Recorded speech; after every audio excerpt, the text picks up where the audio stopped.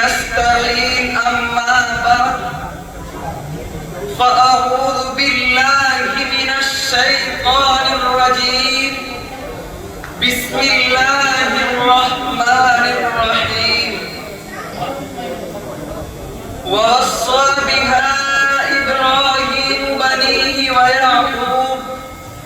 يا بني إن الله اصطفى لكم الدين فلا تموتن إلا وأنتم مسلمون صدق الله العظيم منصب حکمیت پر جلوہ افروز حکم صاحبان اور جامعہ کے معطر اساتذہ کرام رفقائے وزن حضرات، ایک مسلمان کی زندگی کا مبارک ترین عمل یہ ہے کہ وہ اپنے دین و مذہب اور آقائے مدنی جناب نبی کریم صلی اللہ علیہ وسلم کی محبت میں اپنی جان کا نذرانہ پیش کر دے۔ صداقت پر ایمان رکھنے کے باوجود دین اسلام کی حفاظت اور شعائر اسلام کی صیانت و تحفظ کے لیے جان دینے کی طرف تمہارے اندر پیدا نہ ہوئی تو ایمان کامل اور مکمل نہیں۔ یاد رکھو، جب تمہیں موت زندگی سے عزیز نظر آئے گی تو یہ سمجھنا کہ تم زندہ ہو، اور جب تمہارے شوق شہادت پر موت کا خوف غالب آ جائے تو تمہاری حالت اس مردے کسی ہے جو قبر کے اندر سانس لینے کے لیے ہاتھ پاؤں مار رہا ہو۔ اس لیے اگر تمہیں عزت کی زندگی گزارنی ہے، اگر تمہیں اپنی عبادت گاہوں سے پیار ہے، اگر مدارس و مکاتب کی فکر ہے اور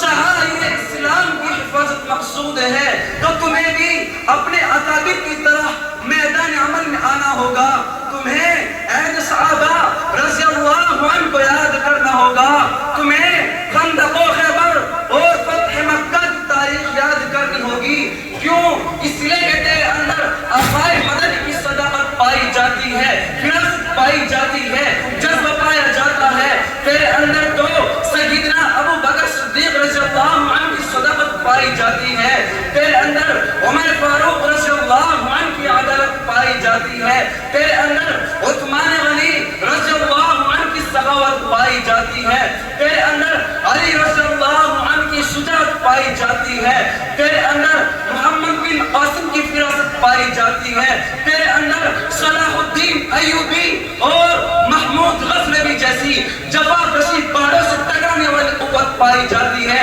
تو قوم ہے جو اپنی جان دینے کے لیے تیار ہے، تو قوم ہے جو اپنا مال دینے کے لیے تیار ہے، اور جب مذہب پر حملہ ہوتا ہے، شعائر پہ آنچ آتی ہے تو بے قرار ہو جاتی ہے، ماہیے پہ آگ کی طرح تڑپنے لگتی ہے، تیرے خون میں قوت اسلامی اور حرارت ایمانی جوش مارنے لگتی ہے، بالآخر دشمنوں پر خدا کا قہر بن کر گرتی ہے اور اس کو صفحۂ ہستی سے مٹا کر دیتی ہے۔ امت کے غیور فرزندو، آج تیری غیرت میں پردہ کیوں پڑ گیا؟ تجھے اپنے دین و مذہب اور شعائر اسلام کی فکر کیوں نہیں؟ آج تیری عبادت گاہوں پہ حملے ہو رہے ہیں، کل اذان پہ پابندی لگے گی، آج مذہبی تعلیم پر رکاوٹ لگ رہی ہے، کل تیری مسجدوں کو آباد کرنے والے نمازیوں سے ٹیکس وصول کیا جائے گا، آج تیرے شعائر کی پامالی ہو رہی ہے، اور پھر کل تیرے وجود پر حملہ ہوگا اور تجھے ہندوستان کی دھرتی سے بے نام و نشان کر دیا جائے گا۔ اگر یوں ہی مصلحت کی باتیں ہوتی رہے اور مذاکرات و معاہدات کے ذریعے مسائل حل کرنے کے منصوبے بنتے رہے اور باطل اپنے مسموم عزم و حوصلے کے ساتھ اسی طرح دم بناتا رہا، اسے بیڑیاں نہیں پہنائیں گے تو خدا کے واسطے شاعر اسلام کی پامال سے قبل اپنی زندگی کو موت پر ترجیح دے لو۔ نہ سمجھو گے تو مٹ جاؤ گے اے ہندوستان والو، نہ سمجھو گے تو مٹ جاؤ گے اے ہندوستان والو، تمہاری داستان تک نہ ہوگی داستان۔ اسلام میں آگے چلو، ذرا آنکھیں کھولو، اس تاریخ کو بھی پڑھتے چلو کہ جب راجہ دائری قید سے نکلی ہوئی ایک